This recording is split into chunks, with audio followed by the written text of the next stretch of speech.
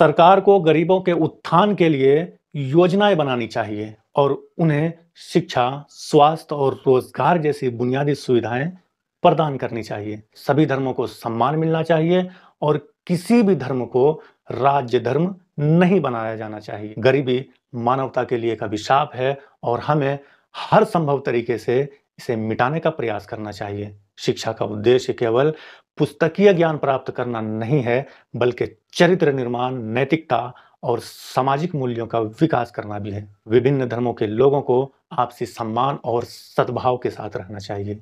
ये सारे कथन देश के तीसरे राष्ट्रपति डॉक्टर जाकिर हुसैन साहब के हैं, जिनकी आज पुण्यतिथि है। हैदराबाद में 8 फरवरी 1897 को जन्मे डॉक्टर जाकिर हुसैन साहब सिर्फ 8 साल के थे तो उनके पिता का साया उनके सर से उठ गया।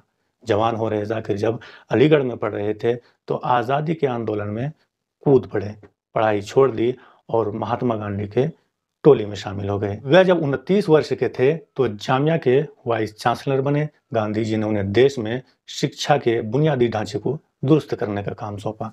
इसके बाद अलीगढ़ मुस्लिम यूनिवर्सिटी के कुलपति के तौर पर शानदार काम किया। डॉक्टर जाकिर हुसैन साहब ने देश के सामाजिक, आर्थिक और राजनीतिक ढांचे पर असर डालने वाली अनेक किताबें लिखी। उनकी प्रतिभा को देश ने पहचान लिया था। 1952 से 57 तक वे राज्यसभा के मेंबर भी रहे।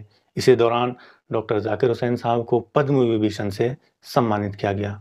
राज्यसभा का कार्यकाल पूरा होने के बाद 5 साल वे बिहार के राज्यपाल भी रहे। 1962 में वे भारत के दूसरे उपराष्ट्रपति चुने गए। अगले साल ही वह भारत रत्न का सम्मान पा चुके थे। 13 मई 1967 को डॉक्टर जाकिर हुसैन साहब देश के तीसरे और पहले मुस्लिम राष्ट्रपति चुने गए। राष्ट्रपति के तौर पर डॉक्टर जाकिर हुसैन साहब शानदार पारी खेल रहे थे। देश को उनसे बड़ी उम्मीदें थी। अचानक डॉक्टर जाकिर हुसैन साहब उस सफर पर चले गए जहां से कोई लौटकर नहीं आता।